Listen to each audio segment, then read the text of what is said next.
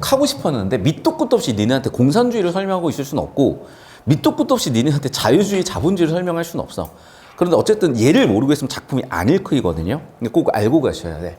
자, 먼 옛날로 가진 않을게요. 일단은 여기서 배경이 된 건 1950년에 있었던 6.25야. 솔직히 저도 아주 정확히 아는 건 아니고 내가 뭐 그 시대를 살아봤겠어요. 아무리 내가 할아버지라고 6.25면 이미 다 돌아가셨단 말이에요. 그래서 이미 다 무덤에 계신 분들만큼 저도 늙진 않았기 때문에 저도 이제 뭐 양론에서 한 번씩 이렇게 나와 수업을 하는 건데 그렇다 하더라도 이 시절은 제가 잘 몰라. 자, 그럼 무슨 얘기인 거냐면 이런 거예요. 아마 시작은 피렌체였을 거야. 피렌체 아니다, 죄송해요. 베네치아였을 거야. 아, 시작을 더 가야 되나? 어디까지 가야 되지? 잠깐만요. 사실 시작은 이거예요. 시작은 이집트에서 유대인들이 갈라져 나온 거 알죠? 그래서 아마 BC 10세기였을 거야. 아마 헤브라이 민족이었나? 니는 중 이때 배웠다 이거예요. 자, 그래가지고 얘네들이 이집트에서 갈라져 나와가지고 지금 팔레스타인 땅에 들어오죠. 그 여기에 자리 잡고 살다가 아마 AD. 그래서 이때 디아스포라라고 해서 유대인들이 전 세계에 뻗어나가게 돼요. 자, 그래가지고 얘네가 여러 가지를 하는데 교리가 달라. 우리가 일반적으로 알고 있는 기독교라고 하나? 그러니까 뭐 천주교, 뭐 개신교, 그 다음에 유대교, 그 다음에 이슬람교. 여기가 뿌리가 같아. 아니, 맞잖아. 얘네가 부처님 믿진 않잖아. 그 얘네는 뿌리는 지금 이렇게 세 개는 같아. 그런데 이제 지들끼리 이제 뒤지고 치고받고 싸우는 이유들이 있겠지. 그 중에서도 교리가 달랐던 게 뭐냐면 여기는 창조 행위는 유일하게 10만 가능했어요. 여기는 그 창조 행위 중에 예를 들면 이자를 받는 거 있지. 그래, 얘는 이자를 받는 게 금기예요. 근데 여기는 이자를 받는 게 가능했단 말이야. 그러다 보니까 아무래도 중세 유럽에 와서 얘네는 금융업을 하게 돼. 그리고 당연히 유대인 박해가 계속됐기 때문에 박해에서 우리가 도망을 가거나 이러려면 뭘 해야 돼? 계속해서? 그렇죠.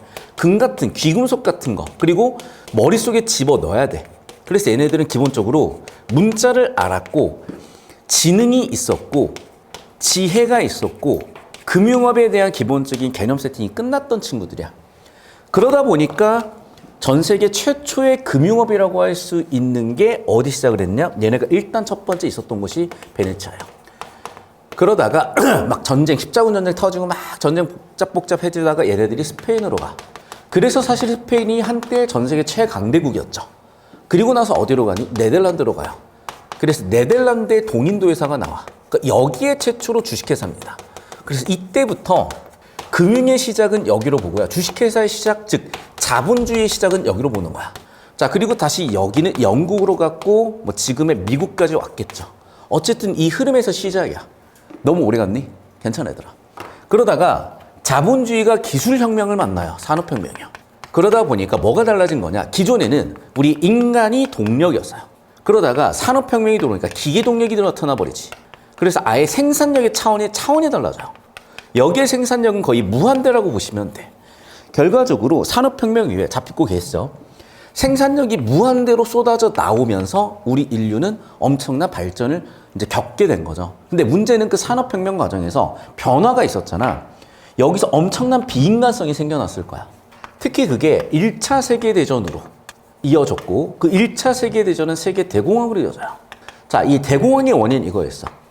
그 당시 유럽은 전쟁터였으니까 미국이 생산량을 무한대로 쏟아부어도 여기서 다 소비를 해줬는데 이제는 전쟁이 끝나니까 미국의 수요를 절대 못 따라오는 거야. 그러면 생산이 과잉 생산되니까 수익성이 떨어지고 수익성이 악화되니까 당연히 여기 끝으로 잡아주세요.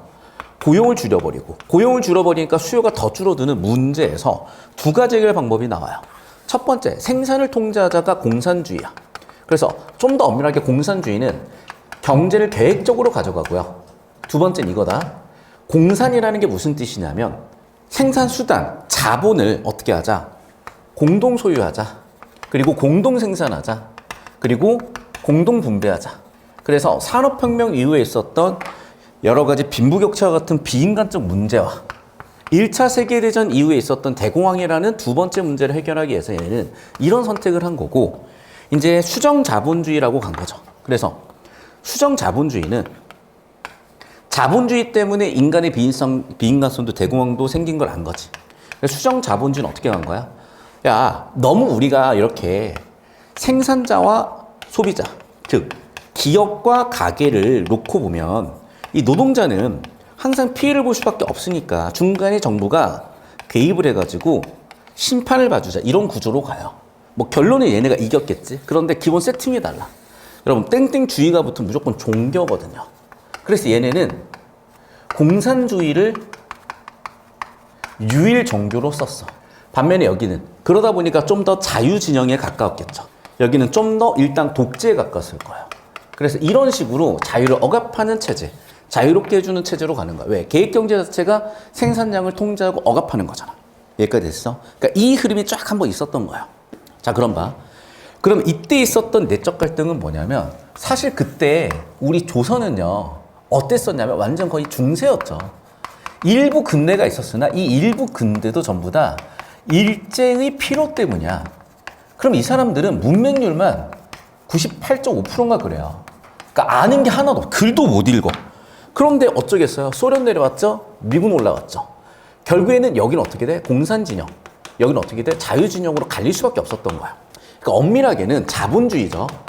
그런데 이제 공산주의는 경제체제이면서도 정치제도였기도 했고, 자유주의는 정치제도인데 자본주의는 경제체제니까 좀 구분해서 보긴 하셔야 돼. 자, 그러면서 이제 이때 둘이 이제 싸우게 된 거야. 그럼 봐봐. 이 어려운 걸, 봐. 이 어려운 걸. 지금 우리가 봐도 어려운데 그 시절의 사람들은 이걸 알았겠어요? 그럼 봐. 문과는 뭐야? 할 게 없어. 그러니까 얘는 생산활동은 없어. 이과처럼 몸으로 일을 안 했어. 얘는 그럼 뭐 했어? 맨날 책이나 봐. 책이다 보니까 이 세상을 개혁하려면 뭐가 필요하다? 땡땡주의가 필요했던 거야. 그러다 보니까 여기에 얘가 참여를 했겠죠. 그게 공산주의로 참여를 했을지 뭐 자본주의로 참여를 했을지 모르겠어. 그래서 얘가 전쟁통에 죽임을 당했다고 생각을 한 거죠. 여기까지 됐니? 이게 지금까지 오는 거야. 그러니까 우리나라 좌파 우파 뿌리가 여기서부터 사실은 시작이 된 거예요.